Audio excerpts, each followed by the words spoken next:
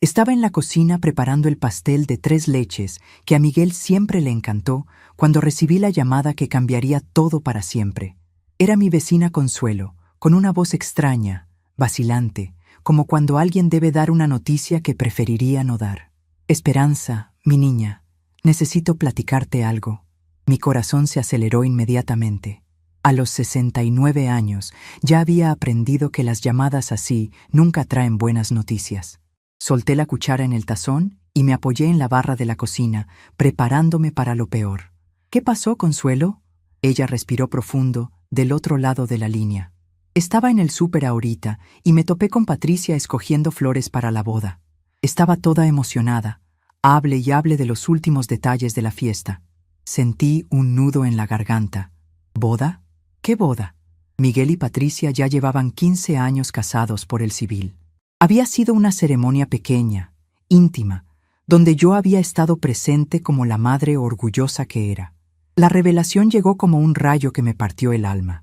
Consuelo me explicó, con mucho cuidado, que no se trataba de una nueva boda de Miguel y Patricia, sino de la renovación de votos que habían planeado en secreto. Una fiesta grande, con más de 200 invitados, que sería el próximo sábado. Esperanza, continuó Consuelo con la voz quebrada. Patricia platicó que fue idea de Miguel hacer una sorpresa para la familia. Dijo que a ustedes ya les habían avisado desde hace semanas. Mi mano tembló sosteniendo el teléfono. Yo no había recibido invitación alguna. Ni una palabra, ni un papelito, ni una llamada. Durante los últimos 2 meses, cada vez que le preguntaba a Miguel sobre sus fines de semana, me decía que andaba ocupado con el trabajo. Ahora descubría que andaba ocupado planeando una fiesta de la cual yo había sido completamente excluida. Colgué el teléfono y me quedé parada en la cocina por mucho tiempo, mirando esa masa de pastel a la mitad. En ese momento, una memoria dolorosa me golpeó como una ola helada. 2 años atrás, cuando Miguel mencionó por primera vez la idea de renovar los votos, yo le había ofrecido inmediatamente mi ayuda económica. «Ma, estaría padrísimo si usted pudiera echar la mano», me había dicho con esa sonrisa que conocía desde niño. Y yo eché la mano. Durante 2 años, mandé mensualmente 60,000 pesos a una cuenta que él había abierto específicamente para la fiesta. 1,440,000 pesos de mi dinero, ahorrados peso por peso de mi pensión, habían financiado cada detalle de esa celebración de la cual no estaba invitada. Pero lo que ellos no sabían era que todo estaba a punto de cambiar. Esa noche no pude dormir. Me quedé acostada en mi cama, viendo el techo y repasando cada plática que había tenido con Miguel en los últimos meses. Ahora todo tenía sentido. Las llamadas apresuradas, las visitas canceladas, la manera esquiva como se hacía el desentendido cuando yo preguntaba por los planes del fin de semana. Me había mantenido completamente en la oscuridad sobre la misma fiesta que yo estaba pagando. Me levanté de la cama y fui hasta la cómoda donde guardo todos los comprobantes de transferencia bancaria. Ahí estaban, organizados por fechas, 24 transferencias de 60,000 pesos cada una, siempre con la descripción «para la fiesta». Toqué cada papel con los dedos temblorosos, recordando el sacrificio que cada uno representaba.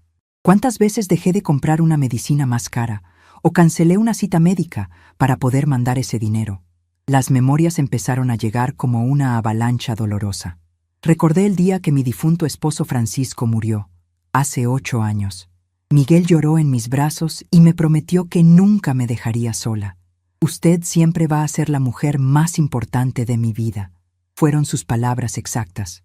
En los primeros años después de la pérdida, realmente cumplió esa promesa.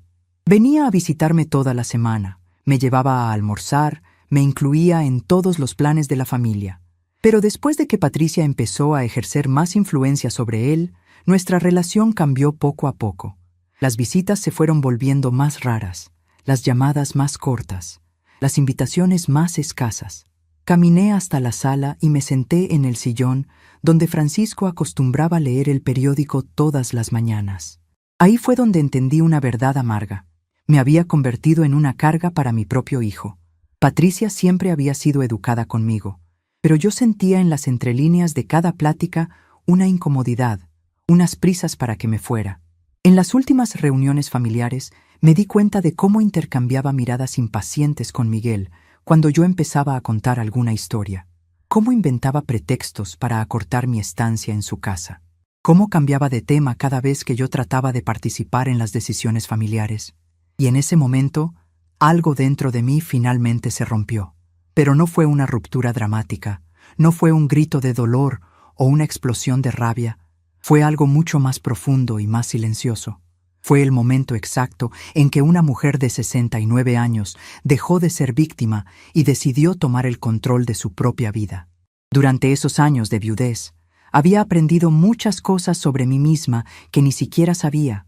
Había aprendido que era más fuerte de lo que creía, más inteligente de lo que me habían hecho creer, y definitivamente más valiosa de lo que mi familia me estaba haciendo sentir. Francisco y yo habíamos sido muy cuidadosos con nuestro dinero durante nuestros 40 años de matrimonio. Teníamos propiedades, inversiones, cuentas de ahorro que habían crecido silenciosamente a lo largo de los años. Cuando vendí mi departamento para mudarme cerca de Miguel, no gasté ese dinero. Lo invertí y había crecido considerablemente. Además, había algo más que ellos desconocían completamente, algo que podría cambiarlo todo si algún día decidía revelarlo. Mi difunto Francisco había sido un hombre previsor, muy previsor. En los últimos años de su vida, cuando la enfermedad lo tenía postrado, me había enseñado todo sobre nuestras finanzas. Esperanza, me había dicho una tarde mientras revisábamos papeles, tú eres una mujer inteligente y capaz. Nunca dependas de nadie, nunca permitas que te hagan sentir menos de lo que eres. Y si algún día Miguel olvida quién eres, recuérdaselo. Esas palabras resonaron en mi mente como campanas esa noche de insomnio. Francisco había previsto esta situación. Había visto en Miguel esa semilla de egoísmo que yo, cegada por el amor de madre, me había negado a reconocer. Y me había dejado las herramientas necesarias para protegerme. A las 5 de la mañana, dejé de intentar dormir. Me levanté, me preparé un café de olla como me había enseñado mi madre, y me senté en la mesa de la cocina con todos mis documentos. Tenía 3 días antes de la boda. 3 días para decidir si seguiría siendo la madre complaciente que acepta cualquier humillación, o si finalmente me convertiría en la mujer que Francisco sabía que yo podía ser. Mientras el aroma del café llenaba la cocina, empecé a entender que esta no era solo una historia sobre una madre excluida de una fiesta. Era la historia de una mujer que había perdido su identidad en el proceso de amar demasiado a otros y muy poco a sí misma. Era la historia de alguien que había confundido el amor con la sumisión, la generosidad con la estupidez, la paciencia con la resignación.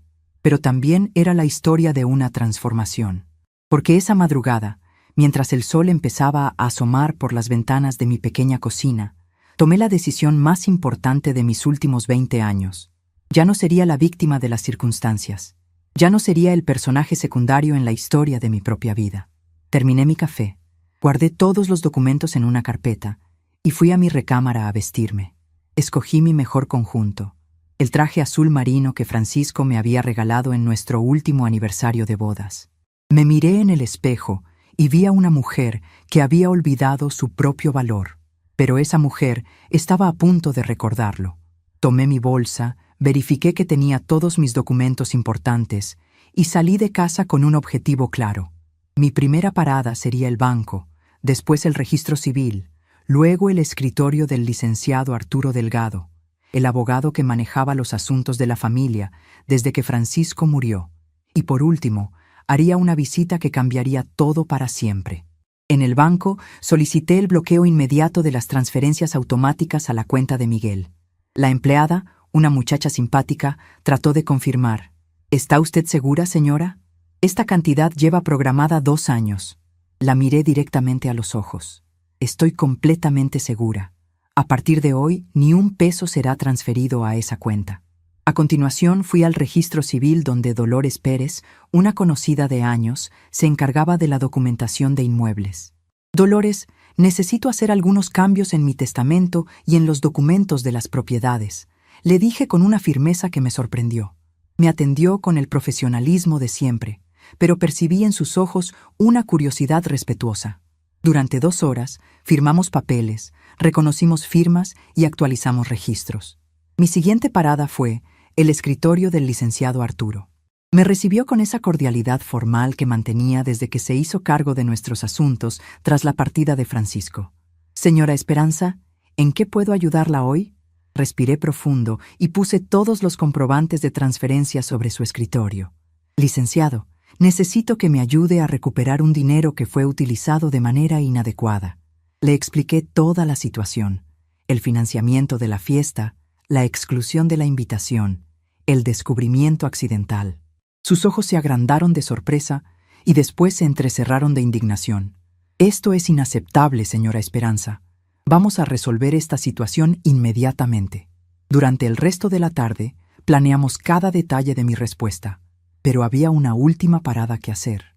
Una que llevaba años posponiendo por lealtad familiar, pero que ahora se había vuelto necesaria. Manejé hasta el centro de la ciudad, hasta un edificio que conocía bien pero al que nunca había entrado. En el directorio busqué el nombre que buscaba: TV Azteca Guadalajara, piso 8. El elevador me llevó hasta las oficinas, donde una recepcionista me preguntó el motivo de mi visita. Vengo a hablar con alguien sobre una historia que creo podría interesarles, le dije con voz serena. Una historia sobre abuso familiar y explotación económica de personas mayores. Durante la siguiente hora, platiqué con una productora llamada Gabriela sobre mi situación. Al principio me escuchó con cortesía profesional, pero conforme avanzaba mi relato, su expresión cambió a una de indignación genuina. Señora Esperanza, me dijo al final, esto que usted me cuenta no solo es una injusticia personal, es un problema social. Hay miles de adultos mayores en México viviendo situaciones similares. ¿Estaría dispuesta a contar su historia en televisión? Le dije que sí. No por venganza, sino porque finalmente había entendido que mi silencio solo protegía a quienes me lastimaban, y porque había otras esperanzas por ahí, otras madres siendo explotadas por sus propios hijos, que necesitaban escuchar que era posible defenderse. Regresé a casa al final del día, acomodé mis cosas más importantes y escribí una carta para dejar sobre la mesa. Cuando Miguel y Patricia llegaron a visitarme al día siguiente, buscando el dinero para los últimos gastos de la boda, todo lo que encontraron fue una carta. Y el sábado, mientras ellos descubrían que su fiesta soñada se había convertido en su peor pesadilla, yo estaba en un estudio de televisión, contándole a todo México cómo una madre amorosa puede convertirse en la mujer más peligrosa del mundo cuando finalmente decide defenderse. La carta que dejé sobre la mesa de mi cocina era simple, pero decía todo lo que necesitaba decirse. Miguel, durante 2 años financié una fiesta de la cual fui excluida. Como tú, se te olvidó invitarme, a mí también se me olvidó avisarte algunas cosas. La casa donde vives siempre ha sido mía. Solo los dejé vivir ahí, pero los documentos siempre han estado a mi nombre. Hoy transferí la propiedad a una fundación de caridad. Tienen 30 días para encontrar un nuevo hogar. La cuenta bancaria que usabas para la fiesta ha sido cerrada. El dinero restante será donado al asilo donde he trabajado como voluntaria durante años. Me mudé lejos. No traten de buscarme. Elegí el silencio, tal como ustedes eligieron para mí. Esperanza. No hubo gritos, ni discusiones, ni súplicas dramáticas. Solo la consecución silenciosa de una decisión tomada con la mente lúcida y el corazón finalmente en paz. Y cuando el programa de televisión se transmitió esa misma tarde, todo México conoció la historia de la señora Esperanza Morales, la abuelita que le enseñó a su familia que nunca es tarde para recuperar la dignidad. La mañana del sábado amaneció con un cielo gris que parecía reflejar perfectamente lo que estaba sintiendo en mi corazón. Me levanté temprano, como siempre había sido mi costumbre durante todos estos años, pero esta vez no fue para preparar el desayuno de nadie más. Esta vez fue para prepararme para lo que sería el día más importante de mi nueva vida. Mientras me servía mi café de olla en la cocina silenciosa de mi nuevo departamento, no pude evitar recordar todas las mañanas que había pasado en aquella casa donde viví con Miguel y Patricia durante los últimos 5 años. 5 años en los que gradualmente me había convertido en una sombra, en una presencia incómoda que todos toleraban, pero nadie realmente quería. Recordé vívidamente la primera mañana después de mudarme con ellos. Había sido después del funeral de Francisco, cuando Miguel insistió en que no podía quedarme sola en mi departamento. «Ma, usted no puede estar sola en estos momentos», había dicho con lágrimas en los ojos. «Véngase a vivir con nosotros. Somos familia». Patricia había asentido con una sonrisa que en aquel momento me pareció genuina, pero que ahora, con la perspectiva del tiempo, me daba cuenta de que había sido forzada. Los primeros meses habían sido relativamente armoniosos. Yo ayudaba con las labores de la casa, cocinaba las comidas que tanto le gustaban a Miguel desde niño, cuidaba el jardín que Patricia nunca había tenido tiempo de atender. Me sentía útil, necesaria, parte de algo importante, pero poco a poco, sin que me diera cuenta en ese momento, las cosas empezaron a cambiar. Primero fueron pequeñas cosas. Patricia dejó de preguntarme qué quería ver en la televisión y simplemente cambiaba de canal cuando yo estaba viendo algo. Miguel dejó de contarme sobre su trabajo y sus proyectos, limitándose a saludos corteses cuando llegaba a casa. Las conversaciones familiares se volvieron más cortas cuando yo estaba presente, como si mi presencia fuera un obstáculo para la comunicación real entre ellos. Luego vinieron las sugerencias sutiles. «Señora Esperanza, ¿no cree que sería bueno que saliera más? Hay muchas actividades para personas de su edad en el centro comunitario», me había dicho Patricia una tarde mientras yo regaba las plantas del patio. En ese momento, lo interpreté como una sugerencia bondadosa para mi bienestar. Ahora entiendo que era una manera elegante de decirme que pasaba demasiado tiempo en casa. Las cenas familiares, que al principio habían sido momentos de reunión y conversación, se convirtieron en rituales tensos donde yo sentía que cada palabra que decía era una interrupción. Miguel y Patricia hablaban sobre su trabajo, sus amigos, sus planes, siempre en un lenguaje que me excluía sutilmente. Cuando yo trataba de participar contando alguna historia de mi juventud o alguna anécdota de cuando Miguel era niño, veía cómo intercambiaban miradas de impaciencia. «Ma, esa historia ya nos la había contado», me decía Miguel con una sonrisa que no llegaba a sus ojos. O Patricia agregaba con falsa dulzura: «Señora Esperanza, está repitiendo mucho las mismas historias últimamente. ¿Está segura de que se siente bien?». Esas palabras me golpeaban más fuerte que cualquier insulto directo. Me hacían dudar de mi propia memoria, de mi propia cordura. Empecé a hablar menos, a retirarme más temprano a mi cuarto, a evitar los espacios comunes cuando ellos estaban presentes. Sin darme cuenta, me estaba convirtiendo en una extraña en lo que supuestamente era mi hogar. El momento en que realmente entendí mi situación fue una noche de diciembre del año pasado. Había estado sintiéndome mal, con un dolor en el pecho que me preocupaba. Era cerca de la medianoche cuando toqué suavemente la puerta de su recámara para pedirles que me llevaran al hospital. Escuché claramente la voz molesta de Patricia. «¿En serio? ¿Justo ahora? Miguel, mañana tienes esa presentación importante». Miguel abrió la puerta en pijama, con el cabello revuelto y una expresión de fastidio mal disimulada.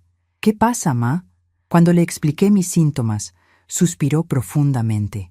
«¿No puede esperar hasta mañana? Es muy tarde y mañana tengo cosas importantes que hacer». Me quedé parada en el pasillo oscuro, sintiendo cómo el dolor en mi pecho se intensificaba, pero ya no sabía si era físico o emocional. «No te preocupes, mijo», le dije con una sonrisa que me costó toda mi fuerza. «Ya se me pasó. Vuelve a dormir». Esa noche la pasé despierta en mi cuarto, con el dolor punzando en mi pecho y una claridad terrible llenando mi mente. Para mi hijo, mi salud, mi bienestar, mi vida misma, habían pasado a ser una molestia que interrumpía su comodidad. En la mañana, fui sola al doctor en un taxi. El médico me dijo que había sido un episodio de ansiedad severa, probablemente causado por estrés emocional. Pero los recuerdos que más me dolían no eran los de los últimos años. Eran los de cuando Miguel era niño, cuando era el centro de mi universo y yo aparentemente era el centro del suyo. Recordaba las noches en que se despertaba con pesadillas y corría a mi cama, cómo se aferraba a mí como si yo fuera su única protección contra todos los miedos del mundo.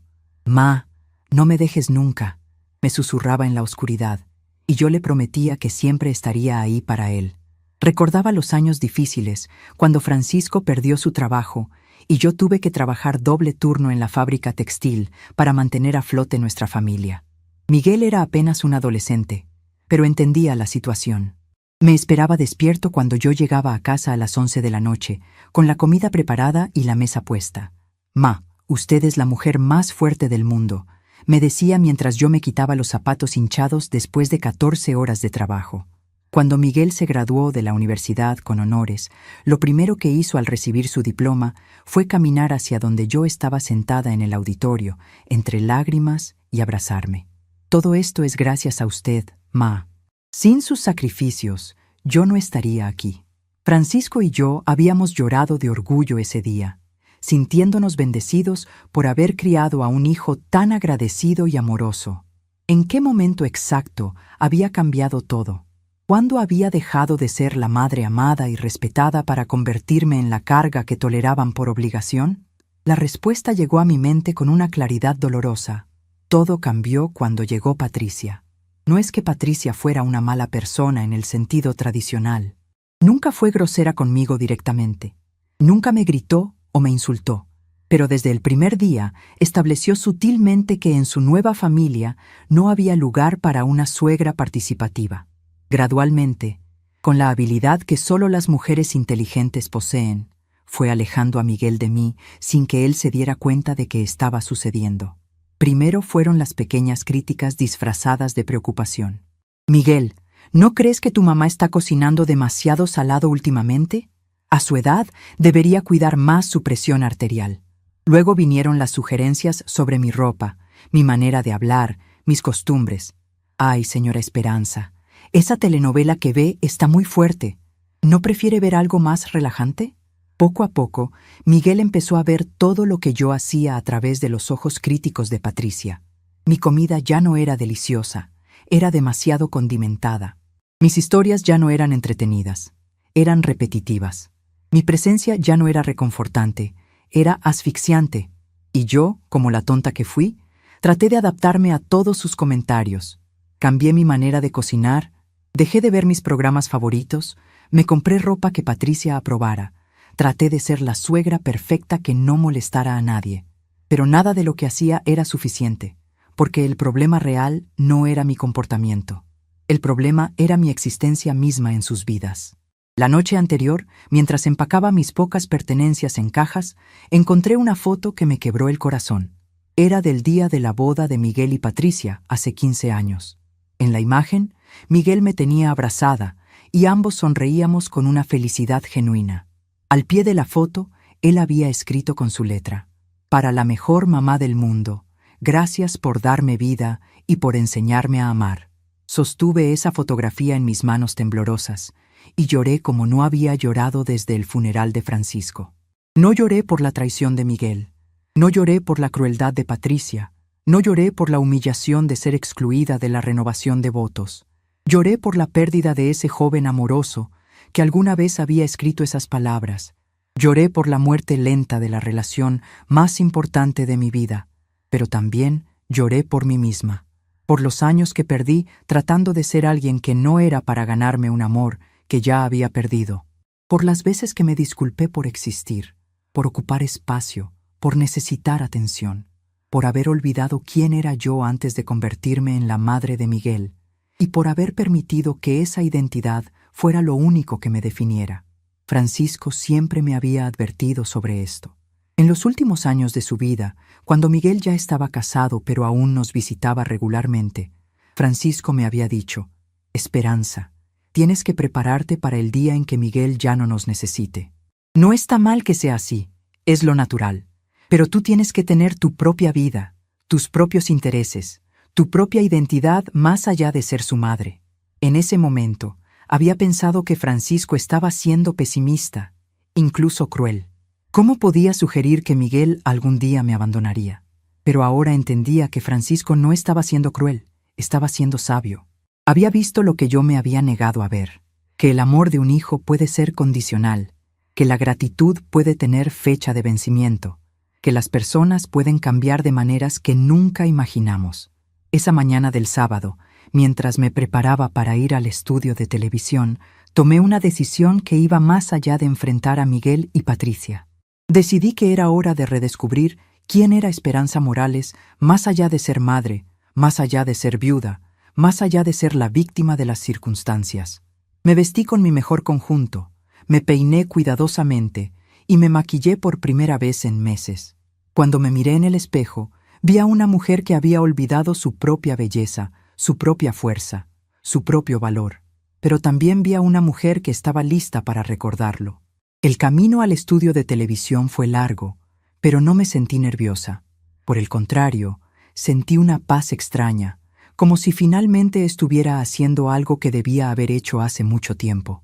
No iba allí por venganza, aunque sabía que las consecuencias de mi aparición serían devastadoras para Miguel y Patricia. Iba allí porque finalmente había entendido que mi silencio era cómplice de mi propio maltrato. En el estudio me recibió Gabriela, la productora con quien había hablado el día anterior. «Señora Esperanza, ¿está segura de que quiere hacer esto? Una vez que salga al aire, no hay vuelta atrás». La miré directamente a los ojos. «Gabriela, hace 5 años que no hay vuelta atrás. La única diferencia es que ahora lo estoy reconociendo públicamente». Mientras esperaba en el cuarto de maquillaje a que comenzara el programa, recibí un mensaje de texto de Miguel. Era la primera vez que me escribía en semanas. «Ma, ¿dónde está? Necesito hablar con usted urgentemente sobre el dinero de la fiesta». Leí el mensaje 2 veces antes de borrarlo sin responder. No era casualidad que justo ahora, cuando necesitaba dinero, recordara que tenía una madre. Era el patrón de nuestra relación durante los últimos años. Yo existía solo cuando me necesitaban para algo, pero esos días habían terminado para siempre. Cuando las luces del estudio se encendieron y la entrevistadora me presentó al público, sentí una calma profunda invadiendo todo mi ser.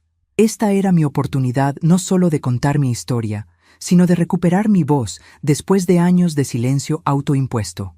Y cuando hablé no solo por mí, sino por todas las madres que habían sacrificado su identidad por sus hijos, por todas las mujeres mayores que habían sido hechas sentir como cargas por sus propias familias, por todas las esperanzas del mundo que habían olvidado que merecían amor y respeto incondicional. Lo que Miguel y Patricia no sabían mientras se preparaban para su gran fiesta era que en unas pocas horas todo México conocería su historia, y que la madre sumisa y complaciente que habían dado por sentada estaba a punto de convertirse en la mujer más peligrosa de sus vidas. Porque no hay nada más temible que una mujer que finalmente decide valorarse a sí misma. Las luces del estudio se encendieron con una intensidad que por un momento me cegó, pero cuando mis ojos se ajustaron, vi algo que no había visto en años: respeto en la mirada de las personas que me rodeaban. La maquillista había hecho un trabajo maravilloso, pero lo que realmente me había transformado no era el maquillaje, sino la decisión que había tomado esa mañana de dejar de ser víctima de mis propias circunstancias. Señoras y señores, con nosotros está la señora Esperanza Morales, de 69 años, quien tiene una historia que contar que estoy segura tocará el corazón de todas las familias mexicanas. Anunció la conductora Carmen Aristegui, con esa voz profesional pero cálida que la había hecho famosa en todo el país. Respiré profundamente y miré directamente a la cámara.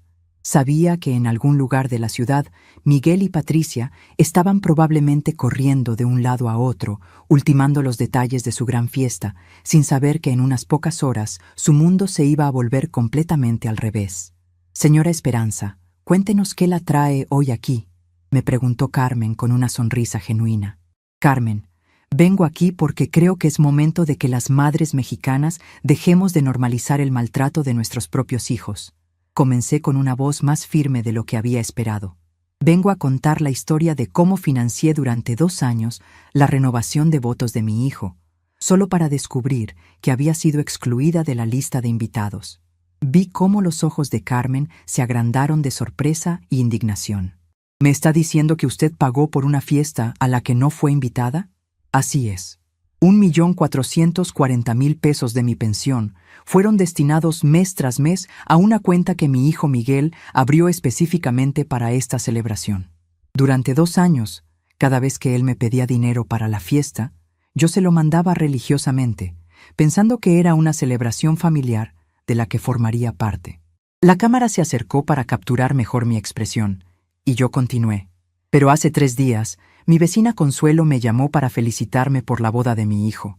Fue así como me enteré de que la renovación de votos sería este sábado, con más de 200 invitados.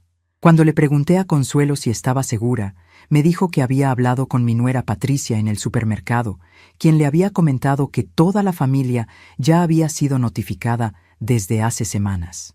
¿Y usted había recibido alguna invitación?, preguntó Carmen, con una expresión que mezclaba incredulidad e ira. Ninguna. Ni una llamada, ni un mensaje, ni siquiera una conversación casual mencionando la fecha. Cada vez que le preguntaba a Miguel sobre sus planes de fin de semana, me decía que estaba muy ocupado con el trabajo. En ese momento, mi teléfono vibró en mi bolsa. Era un mensaje de Miguel. «Ma, ¿dónde está? La necesitamos para firmar unos papeles del banco. Es urgente». Mostré el mensaje a Carmen, quien leyó en voz alta. «Ma, ¿dónde está? La necesitamos para firmar unos papeles del banco. Es urgente». Carmen me miró con una expresión de asombro. «¿Este mensaje llegó justo ahora?» «Justo ahora», confirmé. «Es interesante cómo de repente soy necesaria cuando se trata de dinero, ¿no le parece?» Carmen se dirigió a la cámara. «Televidentes, lo que estamos presenciando aquí es algo que desafortunadamente se repite en miles de hogares mexicanos. El abuso económico y emocional hacia nuestros adultos mayores, perpetrado por sus propias familias». Mi teléfono volvió a vibrar. Esta vez era Patricia. «Suegra, Miguel está muy preocupado. ¿Puede venir a casa, por favor?» «Ahora es mi nuera», dije mostrando el segundo mensaje. «Fíjense cómo me llama suegra cuando me necesita, pero en los últimos 5 años que he vivido con ellos, nunca me ha llamado nada. Simplemente me ignora cuando no me necesita para algo». Carmen tomó mi mano con una expresión de solidaridad genuina. «Señora Esperanza, ¿cómo se siente en este momento, sabiendo que probablemente ellos están viendo este programa?» «Me siento libre», respondí con una serenidad que me sorprendió a mí misma. Por primera vez en 5 años, me siento libre de la obligación de pretender que está todo bien cuando no lo está. Me siento libre de la necesidad de justificar mi existencia en una familia que me ve como una carga. «¿Qué acciones ha tomado usted al respecto?», preguntó Carmen. «Ayer mismo fui al banco y cancelé todas las transferencias automáticas a la cuenta de Miguel. También fui con mi abogado y revisamos todos los documentos de las propiedades que están a mi nombre. Y esta mañana, antes de venir aquí, hice algo que debía haber hecho hace años». «¿Qué fue lo que hizo?». «Decidí mudarme. Encontré un departamento pequeño pero digno donde puedo vivir en paz, sin tener que aguantar miradas de fastidio cada vez que hablo, sin tener que disculparme por existir, sin tener que pedir permiso para ver mis programas de televisión favoritos». En ese momento, mi teléfono prácticamente explotó con llamadas. Miguel, Patricia, incluso algunos familiares lejanos que no me hablaban desde hace años, comenzaron a llamarme desesperadamente. «Parece que su familia se ha dado cuenta de que está usted al aire», observó Carmen con una sonrisa que no pudo ocultar. «Sí, es curioso cómo después de meses de ignorarme, de repente todos quieren hablar conmigo». Carmen se dirigió nuevamente a las cámaras. «Televidentes, tenemos en línea al hijo de la señora Esperanza, Miguel Morales, quien quiere responder a las acusaciones de su madre». «Miguel, ¿está usted ahí?» «Carmen, por favor, esto es un malentendido terrible». La voz desesperada de Miguel llenó el estudio. «Mi mamá está confundida. Claro que está invitada a la renovación de votos. Ha habido una confusión con las invitaciones». Carmen me miró, dándome la oportunidad de responder. «Miguel», dije mirando directamente a la cámara, ¿puedes decirle a todo México cuándo exactamente me dijiste sobre la fecha de tu renovación de votos?» Hubo un silencio largo y pesado. Yo pensé que Patricia ya te había hablado sobre eso. «¿Cuándo, Miguel? Dame una fecha específica. ¿Cuándo me dijiste que tu renovación de votos sería hoy?» Otro silencio. Esto es muy confuso. ¿Podemos hablar en privado?» «No, Miguel. Ya no más conversaciones privadas donde me haces sentir como si estuviera loca. Responde la pregunta. ¿Cuándo me informaste sobre la fecha de tu fiesta?» Bueno, pensé que... La respuesta es nunca, Miguel. Nunca me dijiste. Y ahora, frente a todo México, está quedando claro que no tienes una respuesta porque efectivamente nunca me invitaste. Carmen intervino. «Miguel, su madre nos ha mostrado comprobantes de que ha estado enviando 60,000 pesos mensuales durante 2 años para financiar esta celebración. ¿Eso es correcto? Sí, pero... ¿Pero qué, Miguel? Pregunté con una firmeza que no sabía que poseía. ¿Pero es normal tomar el dinero de tu madre y excluirla de la celebración que está pagando? Ma, usted no entiende la situación. Explícamela entonces. Explícale a todo México por qué es normal que una madre financie una fiesta de la que es excluida. En ese momento, escuché la voz de Patricia en el fondo. Miguel, cuelga, cuelga ahora mismo. ¿Esa es Patricia? Preguntó Carmen. ¿Quiere Patricia hablar con nosotros también? No, ella no quiere hablar, dijo Miguel apresuradamente. Miren, esto es un malentendido familiar. Mi mamá está exagerando las cosas. Miguel, dije con una voz que sorprendentemente sonaba completamente calmada. ¿Me puedes decir cuándo fue la última vez que cenamos juntos como familia, sin que tú y Patricia intercambiaran miradas de impaciencia cuando yo hablaba? Silencio. ¿Puedes decirme cuándo fue la última vez que me preguntaste cómo me sentía, cómo había estado mi día, o si necesitaba algo? Silencio más largo. ¿Puedes decirme cuándo fue la última vez que me incluiste en una decisión familiar? ¿O que valoraste mi opinión sobre algo importante? Ma, por favor, no haga esto público. Esto ya es público, Miguel. ¿Y sabes qué? Me alegra que sea público, porque tal vez otras madres que están viviendo situaciones similares se den cuenta de que no tienen que tolerarlo. Carmen tomó el control de la conversación.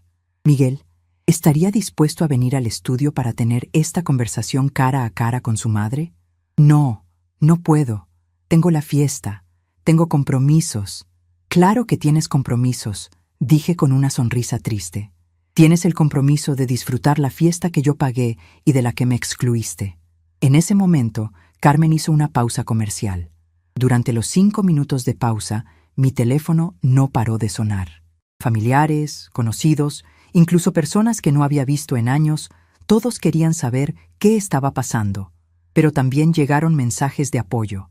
Decenas de mujeres escribiendo sus propias historias de maltrato familiar, agradeciendo por hablar públicamente. Señora Esperanza, me dijo Carmen durante la pausa, ¿está segura de que quiere continuar? Esto va a cambiar su vida para siempre. Carmen, mi vida ya cambió. Cambió el día que decidí dejar de ser víctima. Esto solo lo está haciendo oficial. Cuando regresamos al aire, Carmen anunció: hemos recibido más de 1000 mensajes en estos 5 minutos.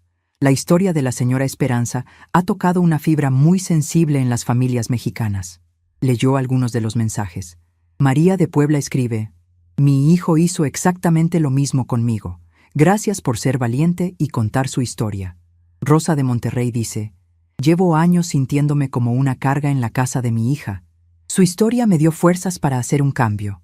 ¿Qué le diría usted a esas mujeres que están viviendo situaciones similares? Me preguntó Carmen. Les diría que nunca es demasiado tarde para recuperar su dignidad, que no permitan que nadie, ni siquiera sus propios hijos, les hagan sentir como una carga, y sobre todo, que mantengan el control sobre sus propias vidas y sus finanzas. En ese momento, mi teléfono mostró una llamada de un número que no reconocía. Carmen me animó a contestar en vivo. ¿Diga? ¿Señora Esperanza Morales? Sí. ¿Quién habla? Soy el licenciado Fernando Castillo, abogado especializado en derechos de adultos mayores. He estado viendo su entrevista y me gustaría ofrecerle mis servicios de manera gratuita. Lo que le han hecho constituye abuso económico y emocional. Carmen y yo intercambiamos miradas de sorpresa. ¿Podría explicarnos eso más detalladamente, licenciado? Por supuesto. En México, el maltrato hacia adultos mayores está tipificado como delito. Tomar el dinero de una persona mayor bajo falsos pretextos, excluirla socialmente de eventos familiares y crear un ambiente de hostilidad emocional son formas reconocidas de abuso. La señora Esperanza tiene derecho a recuperar su dinero y a demandar por daños emocionales. Sentí como algo dentro de mí se fortalecía aún más. Licenciado Castillo, acepto su ayuda. Ya es hora de que este tipo de comportamientos tengan consecuencias reales. Carmen se dirigió a las cámaras. Televidentes, lo que están presenciando es histórico. La señora Esperanza no solo está recuperando su dignidad, está abriendo un precedente para miles de adultos mayores en México que sufren en silencio. Mi teléfono volvió a sonar. Era Miguel otra vez. Esta vez decidí contestar en vivo. Miguel. Ma, Por favor, está arruinando nuestras vidas. La fiesta está cancelada. Todos los invitados están preguntando qué está pasando. Miguel, dije con una calma que me sorprendía, tú arruinaste tu propia vida cuando decidiste excluir a la mujer que te dio la vida y que la financió. Yo solo estoy contando la verdad. Pero Ma, somos familia. ¿Familia? Miguel, las familias se incluyen unas a otras. Las familias se respetan. Las familias no toman el dinero de sus madres para fiestas de las que las excluyen. Lo que tú y Patricia han construido no es una familia. Es una sociedad donde yo soy la inversionista silenciosa que no tiene derecho a voz ni voto. Por favor, Ma, todo el mundo está viendo. Exacto, Miguel. Todo el mundo está viendo. Y tal vez por primera vez en 5 años, alguien está viendo realmente quién soy yo, más allá de ser tu madre que tolera cualquier cosa. Carmen intervino. Miguel, ¿qué van a hacer con la fiesta? Yo... no sé. Todo es un caos. Los proveedores, los invitados. Bueno, dije mirando a la cámara. Supongo que ahora entiendes lo que se siente cuando tus planes se arruinan por acciones de otras personas. Yo viví 5 años sintiéndome así cada día. Colgué el teléfono y miré a Carmen. ¿Sabe qué es lo más triste de todo esto? ¿Qué es, señora Esperanza? Que yo habría estado feliz de financiar su fiesta si me hubieran incluido con amor y respeto. Todo lo que quería era sentirme parte de la familia que yo misma ayudé a crear. Al final del programa, Carmen hizo un resumen. La historia de la señora Esperanza Morales nos recuerda que el respeto y la dignidad no tienen edad y que nunca es tarde para defenderse del maltrato, venga de donde venga. Cuando salí del estudio, me sentí como una mujer completamente nueva. En mi teléfono tenía decenas de mensajes de apoyo, ofertas de ayuda e invitaciones de otras mujeres para formar grupos de apoyo. Pero lo más importante era que tenía algo que había perdido hace años, mi propia voz. Esa noche, mientras Miguel y Patricia lidiaban con las consecuencias de una fiesta cancelada y una reputación arruinada públicamente, yo estaba en mi nuevo departamento, cenando tranquilamente y planeando el resto de mi vida. Una vida donde yo era la protagonista, no el personaje secundario. La mañana del domingo amaneció con un silencio extraño. No era el silencio pesado de la soledad que había conocido durante los últimos años, sino un silencio lleno de posibilidades. Me desperté en mi nuevo departamento, pequeño, pero completamente mío, y por primera vez en mucho tiempo, sonreí antes de salir de la cama. Mi teléfono tenía 83 llamadas perdidas. Miguel había llamado 42 veces durante la noche. Patricia 17. El resto eran de familiares que no me habían contactado en años, pero que de repente recordaron mi existencia después de ver el programa de televisión. Preparé mi café de olla con la misma calma con la que había estado tomando todas las decisiones desde el viernes. No tenía prisa por devolver ninguna de esas llamadas. Por primera vez en 5 años, mi tiempo me pertenecía completamente. A las 9 de la mañana tocaron a mi puerta. Era Consuelo, mi vecina y amiga, quien había manejado desde el otro lado de la ciudad para verme. Esperanza, mijita, me dijo con lágrimas en los ojos al verme. Vi el programa anoche. No puedo creer todo lo que has vivido en silencio. La abracé fuertemente.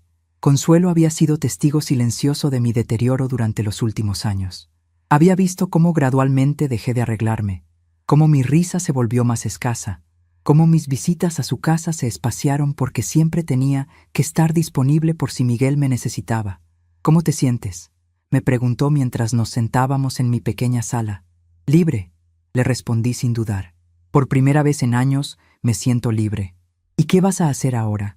Antes de que pudiera responder, mi teléfono sonó. Era un número desconocido. ¿Señora Esperanza Morales? Sí, ¿quién habla? Soy Guadalupe Fernández, productora ejecutiva de Televisa. La estuve viendo anoche en TV Azteca y nos gustaría invitarla a nuestro programa matutino para dar seguimiento a su historia. En menos de 24 horas, mi historia había trascendido un solo programa de televisión. ¿Cuándo sería?, pregunté. Esta misma tarde, si es posible. Estamos recibiendo miles de llamadas de televidentes que quieren saber qué pasó después del programa de ayer. Acepté. Si algo había aprendido, era que el silencio solo protegía a quienes me lastimaban. Después de colgar, Consuelo me miró con admiración. Esperanza, Te has convertido en una celebridad. No quiero ser una celebridad, Consuelo. Quiero ser un ejemplo para otras mujeres de que nunca es demasiado tarde para recuperar nuestra dignidad. A las 11 de la mañana llegó el licenciado Fernando Castillo, el abogado que se había ofrecido a ayudarme durante el programa. Era un hombre de mediana edad, con una presencia serena pero determinada. Señora Esperanza, después de ver su caso anoche, he estado investigando las opciones legales que tenemos. Lo que su familia hizo constituye varios delitos: fraude, abuso económico hacia un adulto mayor y daño emocional.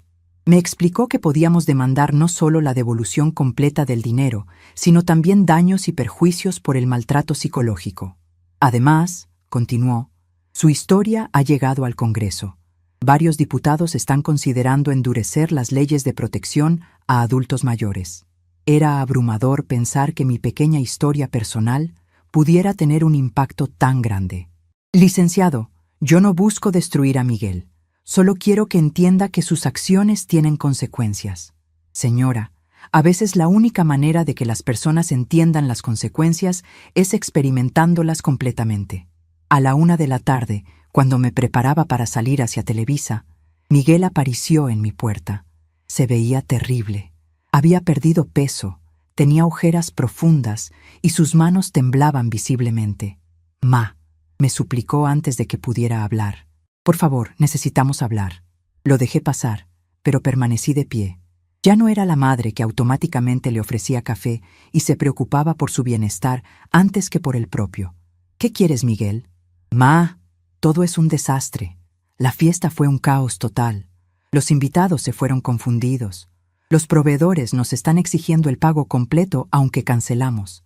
Patricia no me ha dirigido la palabra desde ayer. Mi trabajo.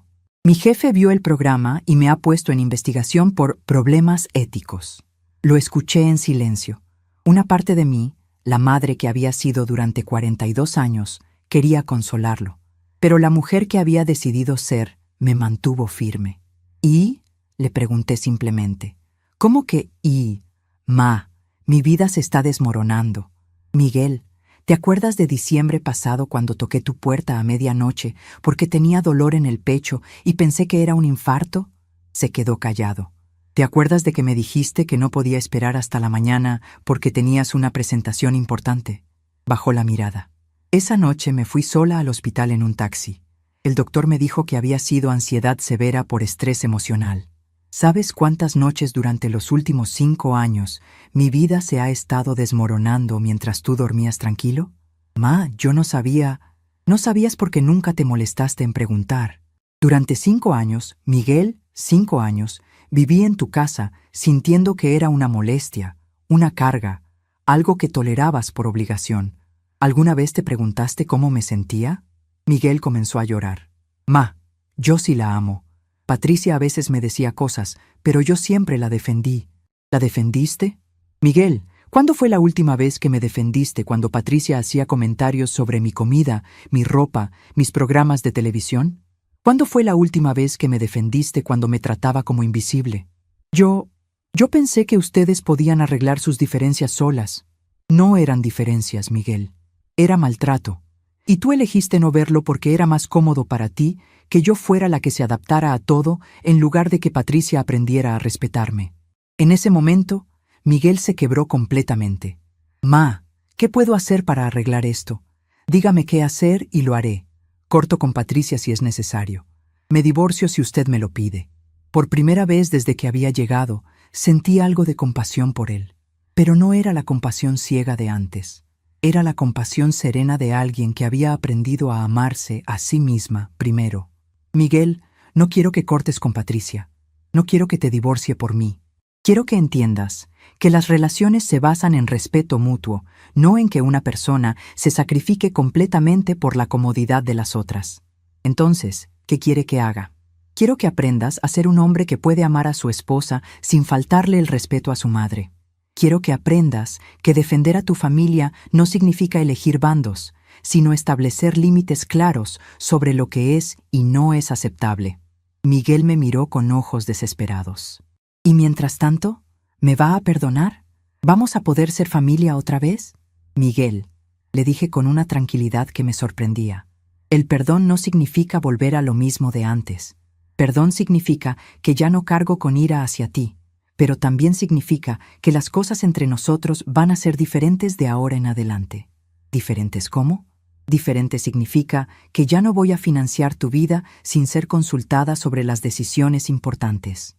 Diferente significa que ya no voy a aceptar ser tratada como invisible en tu casa. Diferente significa que si quieres que sea parte de tu vida, va a ser en términos de respeto mutuo, no de tolerancia resignada. Miguel se quedó en silencio por un largo rato. Finalmente preguntó, ¿y el dinero de la fiesta? El dinero de la fiesta va a ser devuelto completamente. Más intereses por daños y perjuicios, como me ha explicado mi abogado. ¿Su abogado? Sí, Miguel, ahora tengo abogado. Y también tengo una nueva perspectiva sobre la vida. Y también tengo el respeto de miles de personas que vieron mi historia y se identificaron con ella. En ese momento, tocaron a la puerta. Era un conductor de Televisa que venía por mí para el programa de la tarde. Tengo que irme, le dije a Miguel. Tengo otro programa de televisión. ¿Otro programa? Ma, por favor, ya no hable más en televisión. Ya entendí el mensaje. Miguel, no hablo en televisión para lastimarte. Hablo en televisión porque mi historia está ayudando a otras mujeres que están viviendo situaciones similares. Por primera vez en mi vida, estoy haciendo algo que tiene un impacto positivo más allá de mi propia familia. Me puse mi abrigo y tomé mi bolsa. Miguel, si realmente quieres arreglar las cosas, demuéstralo con acciones, no con palabras. Habla con Patricia sobre respeto. Habla con ella sobre límites. Habla con ella sobre lo que significa ser parte de una familia real, no de una sociedad donde unos explotan a otros. Y si ella no acepta, entonces tendrás que decidir qué es más importante para ti. Una relación basada en falta de respeto hacia tu madre, o una relación donde todos los miembros de la familia son valorados por igual. Me dirigí hacia la puerta, pero me detuve antes de salir. Miguel, te amo. Siempre te voy a amar. Pero ya no voy a permitir que mi amor sea confundido con tolerancia al maltrato. Si quieres que seamos familia otra vez, va a ser una familia donde yo tengo voz y voto, donde mi bienestar importa, donde mi presencia es celebrada, no tolerada. Salí de mi departamento dejando a Miguel sentado en mi sala, probablemente reflexionando por primera vez en años sobre las consecuencias reales de sus acciones. El programa de Televisa fue aún más impactante que el anterior. Durante los comerciales, recibí llamadas en vivo de mujeres de todo México contando sus propias historias de maltrato familiar. Una señora de Oaxaca contó cómo su hija la tenía viviendo en el cuarto de servicio mientras usaba su pensión para pagar la universidad de los nietos. Otra de Mérida explicó cómo sus hijos habían vendido su casa sin consultarla y la habían mudado a un asilo barato con la excusa de que era mejor para ella. Al final del programa, la conductora anunció algo que me dejó sin palabras. Señoras y señores, debido al impacto de la historia de la señora Esperanza Morales, el Congreso de la Unión ha anunciado que la próxima semana discutirá reformas a la Ley General de los Derechos de las Personas Adultas Mayores. Cuando regresé a mi casa esa noche, había una carta debajo de mi puerta. Era de Patricia. Señora Esperanza, sé que he cometido errores. Sé que no la he tratado con el respeto que merece. No voy a excusarme diciendo que no sabía mejor, porque sí sabía mejor. Tenía celos de la relación que Miguel tenía con usted, y en lugar de buscar mi propio lugar en la familia, traté de excluirla a usted. Fue egoísta, fue cruel y fue imperdonable. No le pido que me perdone inmediatamente, pero le pido la oportunidad de demostrarle que puedo cambiar. Miguel y yo hemos estado hablando durante horas sobre lo que significa ser una familia real. Queremos intentarlo de nuevo, si usted nos da la oportunidad. Con respeto y arrepentimiento, Patricia. Leí la carta 2 veces antes de doblarla cuidadosamente. Era un comienzo, pero solo era un comienzo. Las palabras eran fáciles, las acciones serían la verdadera prueba. Esa noche, por primera vez en años, me fui a dormir sin el peso de la ansiedad en el pecho. No sabía si Miguel y Patricia realmente iban a cambiar. No sabía si podríamos reconstruir una relación basada en respeto mutuo. Pero sabía algo con certeza absoluta. Nunca más iba a permitir que me trataran como menos de lo que valgo. Y si no podían amarme respetándome, entonces viviría dignamente sin ellos. porque había aprendido que es mejor estar sola con dignidad que acompañada con humillación. Al quedarme dormida, sonreí al pensar en todas las esperanzas de México que tal vez, por primera vez en años, también se irían a dormir esa noche sintiendo que valían más de lo que sus familias les habían hecho creer. 3 meses habían pasado desde aquella mañana de sábado que cambió mi vida para siempre. El otoño había llegado a la Ciudad de México con su característica mezcla de días soleados y tardes frescas. Y yo había aprendido a disfrutar cada cambio de estación desde la ventana de mi nuevo departamento como si fuera la primera vez que realmente los veía. Cada mañana me levantaba sin el peso de tener que complacer a nadie más que a mí misma. Mi rutina había adquirido un ritmo sereno que nunca había conocido durante todos esos años de vivir pendiente de las necesidades y caprichos de otros. Preparaba mi café de olla despacio, sin prisas, mientras escuchaba las noticias matutinas en mi radio pequeña, esa que había comprado específicamente porque me gustaba su sonido cálido y nostálgico. La transformación más notable no era en mi entorno físico, sino en algo mucho más profundo. Por primera vez en décadas, había redescubierto quién era Esperanza Morales más allá de ser la mamá de Miguel o la suegra de Patricia. Era una mujer de 69 años con opiniones propias, gustos específicos, sueños postergados y una fortaleza interior que había permanecido dormida durante demasiado tiempo. Las cartas seguían llegando. Centenares de ellas, de mujeres de todo México y algunos otros países de América Latina que habían visto mi historia en Internet. Cada sobre contenía una historia similar. Madres que habían perdido su identidad en el proceso de amar incondicionalmente a hijos ingratos. Abuelas que habían sido relegadas al papel de cuidadoras no remuneradas.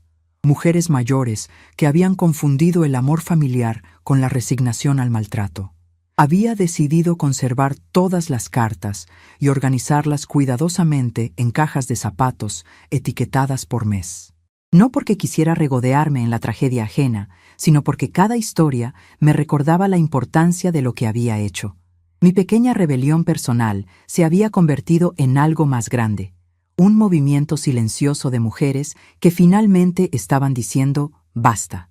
Una de las cartas que más me había impactado llegó desde Guadalajara. La escribía una señora llamada María Dolores, de 73 años. Querida Esperanza, gracias a su valentía, yo también encontré la fuerza para cambiar mi situación. Durante 8 años viví con mi hijo y su esposa, cuidando a mis nietos mientras ellos trabajaban, cocinando, limpiando y sintiendo que era invisible en mi propia familia. Después de ver su entrevista, hablé con ellos claramente por primera vez. Les dije que si querían que siguiera ayudando con los niños, tendríamos que establecer reglas de respeto mutuo y horarios justos. Al principio se resistieron, pero cuando vieron que hablaba en serio, las cosas cambiaron. Ahora tengo mis tardes libres, mi espacio respetado, y siento que soy una abuela querida, no una sirvienta gratuita. Esas cartas me llenaban de una satisfacción profunda que nunca había experimentado. Por primera vez en mi vida estaba marcando una diferencia real en el mundo, más allá del círculo familiar inmediato. El licenciado Castillo había resultado ser tan eficiente como había prometido. El proceso legal había avanzado rápidamente y Miguel había sido obligado a devolver no solo el 1.440.000 pesos que había tomado para la fiesta, sino también 300.000 pesos adicionales en concepto de daños y perjuicios. El dinero había sido depositado en una nueva cuenta bancaria que solo yo controlaba y había decidido usar una parte para establecer un pequeño fondo de ayuda legal para mujeres mayores que necesitaran asesoría jurídica contra el abuso familiar. Miguel y Patricia habían cumplido parcialmente su promesa de cambio. Habían empezado terapia de pareja, según me había contado Consuelo, quien mantenía contacto ocasional con ellos a través de conocidos mutuos. Patricia había enviado 3 cartas más después de la primera, cada una mostrando un proceso gradual de comprensión sobre la gravedad de su comportamiento anterior. En la más reciente había escrito: «Señora Esperanza, he estado asistiendo a un grupo de apoyo para nueras que tienen problemas de relación con sus suegras. He aprendido que muchas de mis actitudes venían de mis propios miedos e inseguridades, pero eso no justifica el daño que le causé. Estoy trabajando en ser una persona mejor, no solo para recuperar su confianza, sino para ser la esposa que Miguel merece y la nuera que usted siempre mereció tener. Las cartas de Miguel eran diferentes, más introspectivas, más dolorosas de leer, porque revelaban a un hombre que finalmente estaba enfrentando las consecuencias de años de cobardía emocional. En una de ellas había escrito: Ma, he estado reflexionando sobre todas las veces que elegí el silencio cuando debería haber defendido su dignidad. Me he dado cuenta de que pensé que amar a Patricia significaba permitirle cualquier cosa, incluso la falta de respeto hacia usted. Ahora entiendo que el amor verdadero establece límites y que debería haber protegido tanto su bienestar emocional como el de Patricia. Lo siento profundamente y entiendo si necesita tiempo para considerar si puede perdonarme algún día. No les había respondido ninguna de las cartas, no por crueldad, sino porque había aprendido que a veces el silencio es la respuesta más poderosa que se puede dar. Cada día que pasaba sin respuesta era un día en que ellos tenían que vivir con las consecuencias de sus acciones, sin la tranquilidad de mi perdón automático. Pero también había sido un tiempo de descubrimiento personal maravilloso. Había vuelto a leer, algo que había abandonado gradualmente durante los años de vivir pendiente de las necesidades de otros. Había redescubierto mi pasión por las novelas históricas y había empezado a asistir a un club de lectura en la biblioteca de mi nueva colonia. Las señoras del club, todas mujeres mayores con sus propias historias de redescubrimiento personal, se habían convertido en una nueva familia elegida. También había retomado mi antigua afición por la jardinería. En la pequeña terraza de mi departamento había creado un jardín en macetas con hierbas aromáticas y flores de temporada. Cada mañana, después del desayuno, dedicaba 1 hora a regar, podar y reorganizar mis plantas. Era una meditación silenciosa que me conectaba con una parte de mí misma que había estado dormida durante años. Los domingos habían adquirido un significado especial. En lugar de ser días de tensión familiar forzada, se habían convertido en días de libertad absoluta. A veces iba sola al museo, otras veces me quedaba en casa leyendo toda la tarde, y algunas veces visitaba a Consuelo para cocinar juntas y ponernos al día con nuestras vidas. Era en esos domingos tranquilos cuando más claramente podía ver la transformación que había ocurrido en mí. Ya no era la mujer ansiosa que vivía esperando la aprobación de otros. Ya no era la madre que se sacrificaba compulsivamente, creyendo que eso era amor. Era una mujer completa, con intereses propios, relaciones elegidas libremente y una sensación de paz interior que no había conocido en décadas. Un domingo particularmente hermoso de noviembre, decidí hacer algo que había estado posponiendo: visitar la tumba de Francisco. No había ido desde antes de mudarme con Miguel, y sentía que era tiempo de hacer las paces con algunas memorias. El panteón estaba tranquilo, con esa serenidad especial que tienen los lugares dedicados a la memoria. Llevé flores frescas de mi jardín y me senté en la pequeña banca frente a la lápida de Francisco. «Mi amor», le dije en voz baja, «finalmente entendí lo que me quisiste enseñar antes de morirte. Me dijiste que nunca permitiera que nadie me hiciera sentir menos de lo que valgo. Y me tomó 8 años entender completamente lo que quisiste decir». Le conté sobre los últimos meses, sobre la decisión de enfrentar a Miguel, sobre la experiencia de la televisión, sobre mi nueva vida independiente. «Creo que estarías orgulloso de mí», le dije con una sonrisa. «Ya no soy la mujer que se disculpa por existir. Soy la mujer que tú siempre supiste que podía ser». Cuando me levanté para irme, me sentí más liviana, como si hubiera cerrado un ciclo importante. Francisco ya no era una presencia dolorosa en mi memoria, sino una fuerza que me había acompañado en mi transformación. Esa misma tarde, cuando regresé a mi departamento, encontré una sorpresa. Miguel estaba sentado en las escaleras del edificio, esperándome. Se veía diferente. Más delgado, sí, pero también más maduro, como si los últimos meses lo hubieran forzado a crecer de maneras que había estado evitando durante años. «Hola, ma», me dijo simplemente cuando me vio llegar. «Miguel», respondí con cortesía neutral. No hostil, pero tampoco efusiva. «¿Podríamos hablar?» «Solo unos minutos. Entiendo si dice que no». Lo miré por un largo momento, evaluando no solo sus palabras, sino su lenguaje corporal, su tono, la manera como me estaba mirando. Ya no era la mirada del hijo que daba por sentado el perdón maternal. Era la mirada de un hombre que entendía que tenía que ganarse cada minuto de mi tiempo. «Puedes subir», le dije finalmente, «pero solo unos minutos». En mi departamento se sentó donde yo le indiqué y esperó a que yo me acomodara antes de empezar a hablar. Ese pequeño gesto de respeto no pasó desapercibido. «Ma, no vengo a pedirle perdón otra vez. Ya le he pedido perdón en cartas y entiendo que las palabras no son suficientes. Vengo a contarle lo que he estado haciendo para cambiar realmente».